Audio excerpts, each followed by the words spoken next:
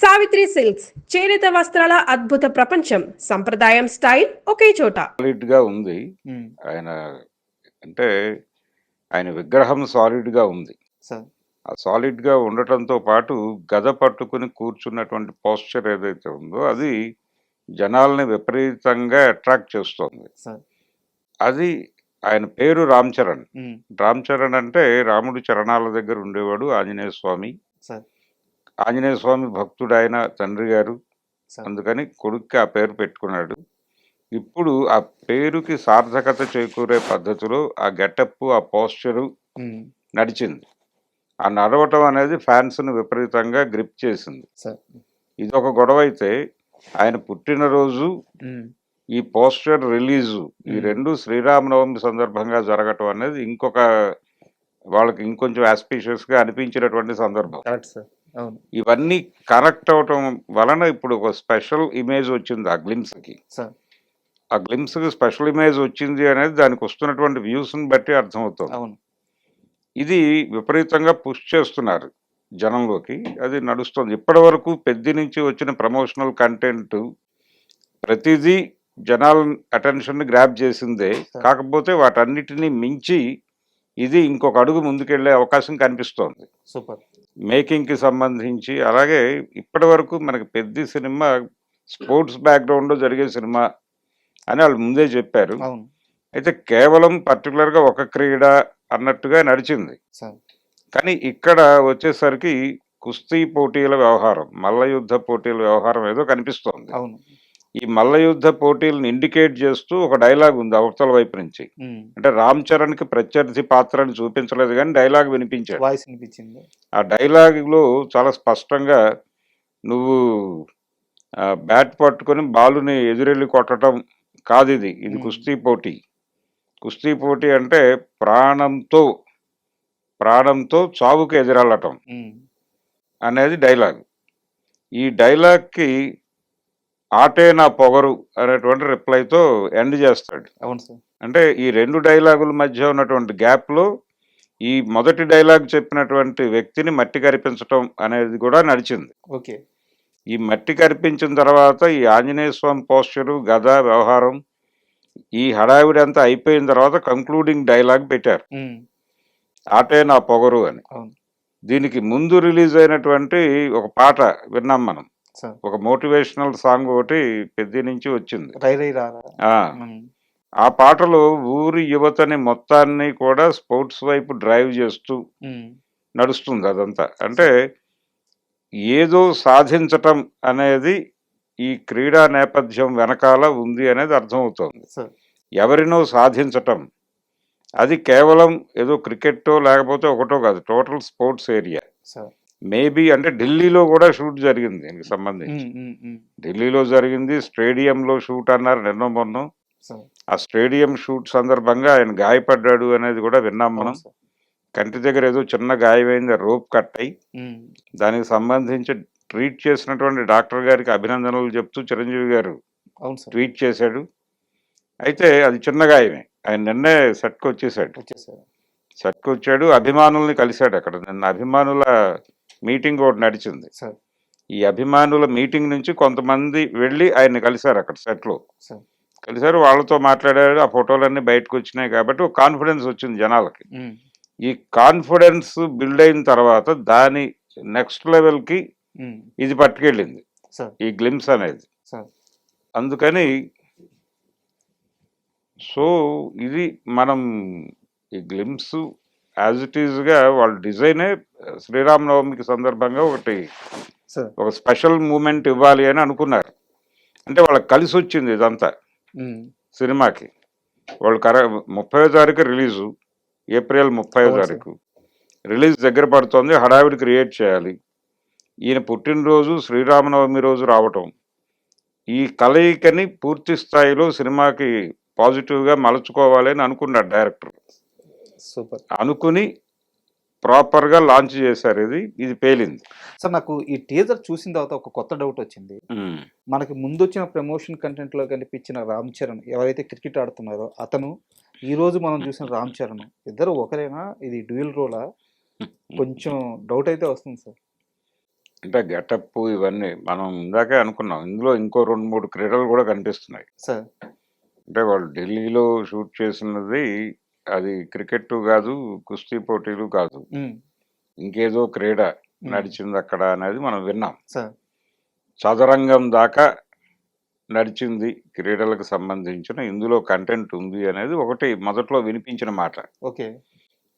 అందుకని ఇది ఒకటే క్యారెక్టరా, 2 క్యారెక్టర్లా అంటే ఈ క్యారెక్టరు ఫ్లాష్ బ్యాక్‌లో వస్తుంది. ఇలాంటి ఒక స్క్రీన్ ప్లే ఆర్డర్ మనకి హ్మ్. గతంలో అలవాటైనటువంటి పద్ధతిలో ఉంది. హ్మ్. కానీ మనం ఊహించిన దానికి భిన్నంగా వెళ్ళటానికి ప్రయత్నం చేస్తున్నాడు అతను. బుచ్చిబాబు. హ్మ్. కాబట్టి 'సానా బుచ్చిబాబు' ఈ రొటీన్ స్క్రీన్ ప్లే ఆర్డర్‌లోకొచ్చి హ్మ్. జనాలకి ఊహలకు అందే పద్ధతిలో పెడతాడు అని నేనైతే అనుకోవడం లేదు. హ్మ్. ఇది ఒక సర్ప్రైజింగ్ ఎలిమెంటే. సార్. ఇది కథలో ఎందుకొస్తుంది అనేది ఆయన బలంగా చెప్పబోతున్నాడు. రెండోది ఈ సినిమా నిడివి కూడా మనం అనుకుంటున్నట్టుగా ఉండే అవకాశం లేదు. ఈ మధ్య జనాలు 4 గంటల సినిమాలు చూడటానికి సిద్ధపడిపోతున్నారు. అవును. ఏది మన 'దురంధర్ రివెంజ్'తో ఆ విషయం ప్రూవ్ అయిపోయింది. అవును సార్.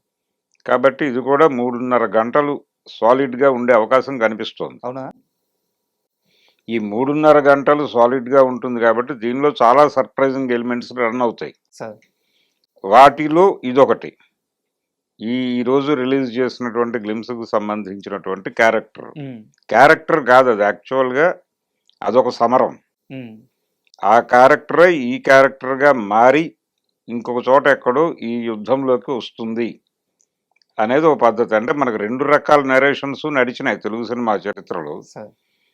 ఒకే క్యారెక్టర్‌ని 2 క్యారెక్టర్లుగా ఆడియన్స్‌ని చీట్ చేసి సెకండ్ హాఫ్‌లో కొంత కథ నడిచిపోయిన తర్వాత వీళ్ళిద్దరూ ఒకటే ఓకే. అని చెప్పిన సినిమాలు ఉన్నాయి మనకి. అవును. ఇప్పుడు శోభన్ బాబు గారి 'మానవుడు దానవుడులో' 2 క్యారెక్టర్లు వేరు వేరు అనే భ్రమలో నడిపిస్తూ హ్మ్. ఈయనే రాత్రిపూట అలా వెడుతున్నాడు బయటికి అని కంక్లూడ్ చేస్తాడు. సార్. ఒకటే క్యారెక్టరు 2 కాదు అని. 2 డిఫరెంట్ ఏరియాల్లో నడుస్తాయి. ఒకటి డాక్టరు, ఒకటేమో వీధి రౌడీ. సార్. అదో పద్ధతి. అలాగే రామారావు గారి 'గజ దొంగ' సినిమాలో కూడా ఒకటే ఇద్దరుగా నడుస్తున్నాడేమో అనిపిస్తూ ఉంటుంది. హ్మ్. ఇది సెకండ్ హాఫ్ వరకు. ఆ తర్వాత ఇద్దరు ఉన్నారు అని క్లారిటీ ఇస్తారు. హ్మ్. ఒకడే అని జనాలు అనుకుంటూ ఉంటారు. సార్. కానీ ఇద్దరు ఉన్నారని కంక్లూడ్ చేస్తారు. 'మానవుడు దానవుడులోనేమో ఇద్దరున్నారని జనాలు అనుకుంటారు. ఒక్కడని కానీ కంక్లూడ్ చేస్తారు. ఒక్కడని కంక్లూడ్ చేస్తాడు. ఇలా 2 వైపులా సక్సెస్ కొట్టిన స్క్రీన్ ప్లే ఆర్డర్లు ఉన్నాయి మనకి. కథలు ఉన్నాయి. ఈయన ఏ మార్గాన్ని ఎంచుకున్నాడు అనేది ఒకటి మీరు అడిగిన ప్రశ్నకి. సార్. నేను అనుకోవటం ఈ 2 అయ్యుండే అవకాశం లేదు. హ్మ్. ఈ భ్రమలు కల్పించడం అనేది అంటే జనాలు ఇలా ఆలోచించాలి అనేది కూడా ఒక వ్యూహం ఉంటుంది. అలా జనం మాట్లాడుకుంటూ ఉండగా ఇంకేదో జరుగుతుంది తెర మీద. సార్. సో ఆ మూడో మార్గాన్ని ఎంచుకుని ఉంటాడు బుచ్చిబాబు అని నేను అనుకుంటున్నా. సినిమా మీద చాలా కేంద్రీకరణ ఉంది వీళ్ళకి. అయితే స్పోర్ట్స్ బ్యాక్డ్రాప్ అనగానే స్పోర్ట్స్ మాఫియా ఏవైనా ఇన్వాల్వ్ అయిందా, దాని తాలూకా కంటెంట్ ఏదైనా హ్మ్. ఈ సినిమా కోసం వాడారా? ఇప్పటి వరకు మనకి స్పోర్ట్స్ సినిమా అనగానే ఒక ఒకే నేరేటివ్ ఉంది. అంటే ఎవరో ఒక బలహీన వర్గాలకు చెందినటువంటి వ్యక్తి వాడు ఒక అచీవర్‌గా మారాలి అనుకున్నప్పుడు వాడికి మధ్యలో ఉండే సాధక బాధకాలు, ఒక అద్భుతమైన గురువు దొరకటం, హ్మ్. ఆ గురువు వీడిని మలచటం, అంతర్జాతీయ స్థాయిలో వీడు సక్సెస్ అవ్వడం. సక్సెస్ అవ్వటం. ఈ పద్ధతిలోనే మనం కథలు చూస్తూ వచ్చాం. సార్. ఏది 'అశ్వని' దగ్గర నుంచి మొదలుపెడితే భద్రాచలం గాని భద్రాచలం ఇవన్నీ అదే ఇవన్నీ కూడా లైన్‌లో నడుస్తాయి. అవును. కానీ ఇది ఆ లైన్ కూడా అనిపించట్లేదు. ఆ లైన్ ఏమో అనిపించే ఛాయలు కూడా ఉన్నాయి. హ్మ్. కానీ అది కూడా కాదు. అది కూడా అయ్యుండే అవకాశం కనిపించట్లేదు. సార్. అంటే దీనిలో రకరకాల అంశాలని మిళితం చేసి హ్మ్. ఒక క్లాస్ వారు, ఒక కాస్ట్ వారు హ్మ్. వీటన్నిటిని కలిపి హ్మ్. ఒక ఉన్నత వర్గాలని లేకపోతే అగ్రకులాల ఆధిపత్యాన్ని దెబ్బకొట్టడం కోసం హ్మ్. ఊరి యువతని మొత్తం ఒక్కటి చేయటం అనేది కూడా ఒక ఎలిమెంట్‌గా నడుస్తుంది అని అనిపిస్తోంది. సార్. ఈ క్రమంలోనే స్పోర్ట్స్ మాఫియా ఇన్వాల్వ్‌మెంటు హ్మ్. హ్మ్. వాళ్ళు ఎలాంటి అంటే ఎవరినైనా వాడేసుకునే ప్రయత్నం చేస్తారు. కరెక్ట్. కరెక్ట్. అవును. ఈ వాడకాలకు సంబంధించి జరుగుతున్నటువంటి దారుణాలు, క్రీడాకారుల జీవితాల్లో వస్తున్న మార్పులు, వీటిని అడ్రెస్ చేయడానికి ఒక బిగ్గర్ రేంజ్‌కి ఆ క్యారెక్టర్ వెళ్ళిపోయే అవకాశం కూడా కనిపిస్తోంది. సో అంటే స్పాన్ అనేది చాలా వైడ్ గా ఉండబోతుంది. వైడ్గానే ఉండబోతోంది అనేది మనకి ఇప్పటివరకు వాళ్ళు బయటకు వదిలిన ప్రమోషనల్ కంటెంట్ నుంచి అర్థమవుతోంది. సార్ కాబట్టి ఇది 3:30 గంటల సినిమా అయ్యే అవకాశం ఉందని చెప్తున్నాను. మీరు చాలా బలంగా చెప్తున్నారు. మీకు ఏమైనా చిన్న లీక్ ఏమైనా తెలిసిందా? లేదు లేదు, ఆ? ఏం లేదు, నేను ఊహిస్తున్నాను అంతే. ఓకే. రెండోది, ఇప్పటి వరకు వాళ్ళు 2 భాగాలు 3 భాగాలు అనే మాట ఎక్కడ మాట్లాడలేదు. అవును రిలీజ్ డేట్ దగ్గరకు వచ్చేస్తోంది. సార్. షూటింగ్ ఏప్రిల్ 15 వరకు నడుస్తుంది అనే మాట వింటున్నాం. ఉమ్, ఇప్పుడు ఈ గ్లిమ్స్ నుంచి ఒక కొత్త ఏరియా ఓపెన్ చేశాడు. సార్. ఇప్పుడు ఓపెన్ కాని ఏరియా ఒకటి ఉంది ఇంకా. దీనికి సంబంధించి సుకుమార్ కానీ ఆయన టీం డైరెక్టర్స్, అంటే ఆయనతో ట్రావెల్ అయ్యి తర్వాత డైరెక్షన్లోకి వచ్చినటువంటి మెగాఫోన్ పట్టుకున్న వాళ్ళు కూడా ఉమ్, ఐటమ్ సాంగ్స్కి ఒక స్పెషల్ స్టేటస్ ఇస్తూ వస్తున్నారు. సార్. కాబట్టి సుకుమార్ సినిమా అనగానే ఐటమ్ సాంగ్ ఎలా ఉండబోతోంది అనేది కూడా ఒక ప్యారలల్ చర్చ నడుస్తుంది. ఉమ్, ఉమ్, ఉమ్, ఇందులో సుకుమార్ రైటింగ్స్ వాళ్ళు కూడా సహనిర్మాతలు. సార్. అందులో రామ్ చరణ్, ఆయన చేయబోయే తర్వాత సినిమా హీరో ఈయనే. అవును. కాబట్టి ఇది కూడా స్పెషల్గా ఉండాలి. ఉమ్, ఇందులో ఐటమ్ సాంగ్ ఎవరిని వాడతారు అంటే ఆల్రెడీ ఇంతకుముందు శ్రీలీలను వాడారు, సార్. అంతకు ముందు సమంతని ఉమ్, వాడారు. అవును. ఇలా నడుస్తూ వస్తోంది. పూజా హెగ్డే కూడా. పూజా హెగ్డే కూడా చేసింది అవును. రంగస్థలం. ఈ ప్రయాణంలో ఇప్పుడు ఎవరు, వాట్ నెక్స్ట్ అనేది ఒక ప్రశ్న సో ఉంది. ఇది కూడా ఒక సర్ప్రైజింగ్ ప్యాకేజ్ ఉందంటారు. ఇది ఉంది నెక్స్ట్. నెక్స్ట్. అయితే నేనేమనుకుంటున్నానంటే ఇది ఇది పాన్ ఇండియా సినిమా అంటున్నారు. ఆయనకు గ్లోబల్ స్టార్ ఇమేజ్ ఉంది, ఆయనకు ఆల్రెడీ ప్రపంచ మార్కెట్లోకి ఎంట్రీ ఇచ్చున్నాడు అవును RRRతో. సార్. ఆ అడ్వాంటేజ్ తీసుకుని ఈ సినిమాని అంటే ఇతర భాషల్లోకి, ఇప్పుడు రాజమౌళి చేస్తున్న ప్రయోగం అదే 120 నుంచి 160 భాషలు అంటున్నారు. ఉమ్, ఉమ్, అంటే ఫ్రాన్స్లో ఫ్రెంచ్లో రిలీజ్ అవుతుంది ఆ సినిమా, సార్. స్పెయిన్లో స్పానిష్లో రిలీజ్ అవుతుంది. సార్. అలాంటి మోటివేషన్ ఏదో ఓ ప్రోగ్రామ్ నడుస్తుంది, ఆలోచన ఉమ్, వారణాసికి. వారణాసికి. అలాంటి ఆలోచన వీళ్ళు కూడా ఏమైనా చేస్తున్నారా? ఈయన అంటే ఈ ముఖం తెలుసు అక్కడ, ఉమ్, రామ్ చరణ్ అనే ముఖం తెలుసు అనే అడ్వాంటేజ్ పట్టుకుని ఉమ్, కొత్త మార్కెట్లు ఓపెన్ చేసుకుంటూ వెళ్ళటమే. సార్. ఆ ప్రయోగం చేస్తున్నారు అనడానికి సాలిడ్ ఇన్ఫర్మేషన్ ఏం లేదు ఇప్పటిదాకా. ఉమ్, కాబట్టి ఇది పాన్ ఇండియా లెవెల్లోనే ఆలోచిస్తున్నారు అనుకుంటే, అలా గనక కన్ఫైన్ అయితే ఈ కంటెంట్కి సంబంధించి ఈ 4 ప్రధాన భాషలు ఉన్నాయి. అంటే తెలుగు, తమిళ్, మలయాళం, దాంతోపాటు హిందీ. హిందీ. ఈ లాంగ్వేజెస్ నుంచి 4 హీరోయిన్లను తీసుకుని ఉమ్, ఆ ఐటమ్ సాంగ్ ప్యాక్ చేసినా ఆశ్చర్యం లేదు. ఓకే. మేము మార్కెట్ని గ్రాప్ చేయటమే మా ప్రోగ్రామ్ కాబట్టి మేము ఈ తరహాలో వెళ్ళబోతున్నాం ఉమ్, అని ఆయన రేపు పొద్దున్న సర్ప్రైజ్ చేయవచ్చు. మీకు ఏదో చిన్న ఇన్ఫర్మేషన్ వచ్చినట్టుంది. లేదు లేదు లేదు, మామూలుగా చెప్తున్నాను ఊహించి. ఆ, సో ఇలాంటి ప్రమాదం కూడా ఒకటి ఉండే అవకాశం ఉంది. సార్. ఇప్పటి వరకు బయటకు వచ్చేది అంటే వాళ్ళు నెక్స్ట్ షూట్కి వెళ్ళబోయేది అదే. ఉమ్, ఈ యాక్షన్ ఎపిసోడ్ ఏదో నడుస్తుంది, సార్. ఇది అయిపోయిన తక్షణం వాళ్ళు వెళ్ళేది సాంగ్ టేకింగ్కి. సార్. అది అయిపోతే జాన్వీ కపూర్కి ఈయనకి మధ్యలో ఏవో కొన్ని సీన్స్ బ్యాలెన్స్ ఉన్నాయంటున్నారు. ఉమ్, ఉమ్, ఉమ్, అది వాళ్ళిద్దరు సోలో షార్ట్స్ ఏవో అవి కంప్లీట్ చేసేస్తే సినిమా అయిపోతుంది. సార్. రెండోది, చాలామంది ఏమనుకుంటున్నారంటే సినిమా మేకింగ్ అయిపోయిన తర్వాత ఈ హార్డ్ డిస్క్లు పంపించి ఉమ్, విఎఫ్ఎక్స్ ఆ వ్యవహారాలన్నీ తర్వాత జరుగుతాయి అనుకుంటున్నారు. ఇప్పుడు ఆ పరిస్థితి లేదు. సార్. ఇప్పుడు ప్రతిదీ ప్యారలల్గానే జరుగుతోంది. అవును. Same day. అంటే విజువల్ ఎఫెక్ట్స్ టీమ్ కూడా షూటింగ్ స్పాట్లో వాళ్ళు కూడా క్యారీ అవుతున్నారు. ఉమ్, వాళ్ళకి కావాల్సిన లొకేషన్స్ మార్క్ చేసుకుని, అంటే ఎక్కడ వాళ్ళు ఎంటర్ కావాల్సి వస్తుందో వాళ్ళు సెట్లోనే మార్క్ చేసుకుంటున్నారు.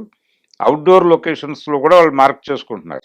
ప్యారలల్ వర్క్ గా వెళ్ళిపోతుంది. అయిపోతుంది. ఈరోజు షూట్ ఈరోజు వాళ్ళ పని వాళ్ళు చేసేసుకుంటున్నారు. ఉమ్, ఎడిటింగ్ అయిపోయిన మరుక్షణం కంటెంట్ పట్టుకెళ్ళిపోయి వాళ్ళు కొట్టేస్తున్నారు. పోస్ట్ ప్రొడక్షన్ అంటూ సపరేట్ గా ఒక టైం లూప్ పెట్టుకొని అంత అవసరం లేదు, ఇప్పుడు అన్ని ప్యారలల్ గా నడిచిపోతున్నాయి. ఆ, అందుకని చాలా మంది ఏమనుకుంటున్నారంటే ఇది రిలీజ్ డేట్ ఉమ్, వీళ్ళు 30 అని చెప్తున్నారు, ఏప్రిల్ 30 అని అనౌన్స్ చేశారు, 15 వరకు షూటింగ్ జరుగుతుంది అంటున్నారు.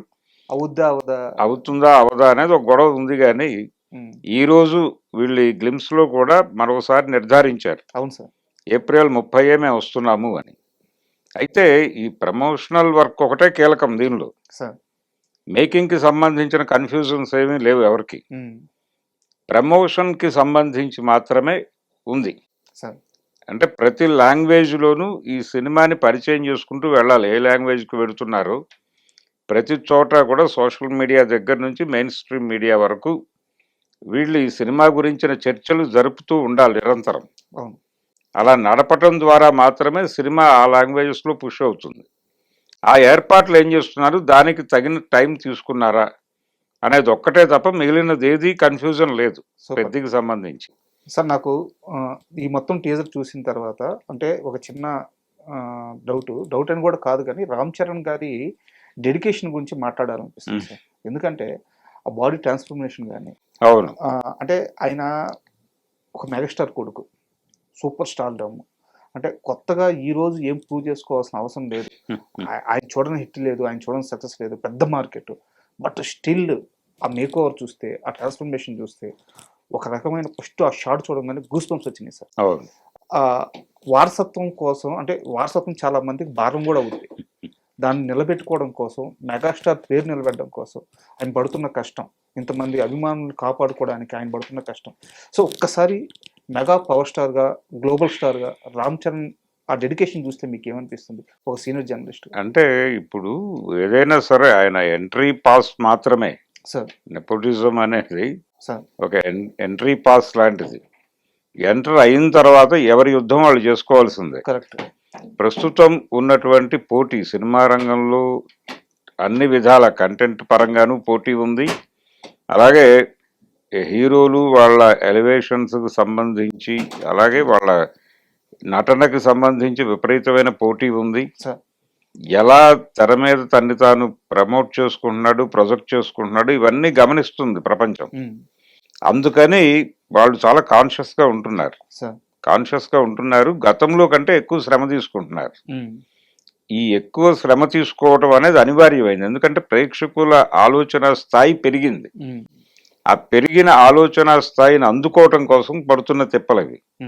అందుకని ఆయనకి ఇక్కడ తన తండ్రి తాలూకా ఇమేజ్ని, లేకపోతే ఆయన పరువు నిలబెట్టాలి, ఇవన్నీ ఓకే. ఇవన్నీ కాదు, ప్రస్తుతం ఉన్న జనరేషన్, ప్రస్తుతం ఉన్న ఆడియన్స్ని, ఈ తరంలో ఉన్నటువంటి ప్రేక్షకుల్ని మెప్పించడం అనేదే టార్గెట్. వీళ్ళని సర్ప్రైజ్ చేయాలి థియేటర్లో. ఆ సర్ప్రైజ్ చేయడానికి తన గెటప్ దగ్గర నుంచి ప్రతిదీ దోహదపడాలి. అందుకోసం తన్ని తాను ఏం చేసుకోవడానికైనా సిద్ధపడిపోతున్నారు హీరోలు. ఎటువంటి రిస్క్ అయినా ఏదైనా చేయటానికి వాళ్ళు ముందుకు వస్తున్నారు. మేము చేస్తాం, మీరు డిజైన్ చేయండి ప్రాపర్గా అని అడుగుతున్నారు డైరెక్టర్లను. అందుకని ఆ ప్రెజర్లో నుంచి వస్తున్నది ఇది. ప్రేక్షకుల్ని మెప్పించటం అనేది ఇప్పుడు అంత ఈజీ కాదు, గతంలోలా కాదు. ఇప్పుడు మారిపోయిన పరిస్థితుల రీత్యా ఆయన పడుతున్నటువంటి కష్టంగానే చూస్తాను అది. మిగిలిన ఏదో వాళ్ళకి ఇమేజ్ ఉంది, ఒక పాత చరిత్ర ఉంది, ఆ చరిత్రను నిలబెట్టుకోవడానికి ఏదో కష్టపడుతున్నారు, ఇవన్నీ కాదు. తన ఆడియన్స్ని తాను నిలబెట్టుకోవడంతో పాటు ఈ జనరేషన్ని తన వైపు తిప్పుకొని తనతో నడిపించుకోవటం కోసం కష్టపడుతున్నాడు. Super sir. అంటే పెద్ద అనగానే గత కొన్ని సంవత్సరాలుగా, అంటే ఎప్పుడైతే ఇది అనౌన్స్ అయిందో అప్పటి నుంచి, ప్రాజెక్ట్ అనౌన్స్ అయిందో అప్పటి నుంచి కూడా బుచ్చిబాబు అనగానే కొంతమందికి ఫస్ట్లో కొంచెం చిన్న డైరెక్టర్, కొత్త డైరెక్టర్, రామ్ చరణ్ హ్యాండిల్ చేస్తాడా చేయడా ఇలాంటి డౌట్ ఉండే. ఒక్కో ప్రమోషన్ కంటెంట్ రావడం, పాటలు రావడం, టీజర్ రావడం, ఈరోజు ఈ పైల్వన్ టీజర్ రావడం, ఇవన్నీ ఒక్కోటి వస్తున్న కొద్దీ అన్నీ కూడా అందరి డౌట్స్ని ఈయన పటాపంచలు చేస్తూ వస్తున్నారు. అవును. బుచ్చిబాబు వర్క్ చూస్తే ఏమనిపిస్తుంది అంటే తను చాలా బిగ్ స్కేల్లోనే ఆలోచించాడు ఈ సినిమాని. ఆలోచించాడు, కొత్త ఏరియాలో కథను నడపాలనుకుంటున్నాడు. దాన్ని ప్రాపర్గా ఎగ్జిక్యూట్ చేయడానికి ఎంత కష్టపడాలో అంత కష్టపడుతున్నాడు. అయితే ఇతని ఆలోచన విధానము, ఇతను ఏ స్కేల్లో పెడుతున్నాడు, దీన్ని హీరో కన్విన్స్ అయ్యాడు. కన్విన్స్ అయ్యి తనకి సహకరిస్తున్నాడు, నమ్మాడు. ఆ సహకరించడం అనేది జరగటం వల్లనే మనం ఈ రోజున ఇవన్నీ చూస్తున్నాం. ప్రతిదీ ఇప్పుడు మొన్న వచ్చినటువంటి పాటలో ఇంతకు ముందు ఆయన బ్యాట్ పట్టుకున్న పద్ధతి చాలా వైరల్ అయింది, ఏది చికిరి పాటకు సంబంధించి. ఆ తర్వాత మొన్న వచ్చినటువంటి ఆ మోటివేషనల్ సాంగ్ లో బ్యాట్ పట్టుకున్న పద్ధతి ఇంకొక డిఫరెంట్ వేలో ఉంది. అవును, అది మళ్ళీ వైరల్ అయింది. ఇలా ప్రతిదీ వాళ్ళు టీం వర్క్ గా డిస్కస్ చేసి జనాలని ప్రతి షాట్ లోనూ సర్ప్రైజ్ చేయాలి అనే ఒక మోటివ్తో చేస్తున్న సినిమాగా కనిపిస్తుంది. And for more videos, Please subscribe to iDream. Please subscribe to iDream. Please subscribe iDream. And please subscribe to iDream. For more videos, subscribe to iDream. please like, share, and subscribe to the channel. Congratulations, iDream. Subscribe to iDream. Subscribe to iDream. So, subscribe to iDream Media. iDream ki iDream team అందరికి huge congratulations. Please subscribe iDream Media. Please subscribe to iDream. Subscribe iDream. Please subscribe to iDream. iDream అంటే నా కళల ఛానల్ను subscribe చేసుకున్న నోరు తిరుగుతలేదు, మీరైతే గంట గుర్తు కొట్టండి. For more such videos, please subscribe to iDream. Subscribe to iDream. Please subscribe to iDream. Please subscribe iDream Media. Please do subscribe to iDream. Please subscribe to iDream Media. For best entertainment and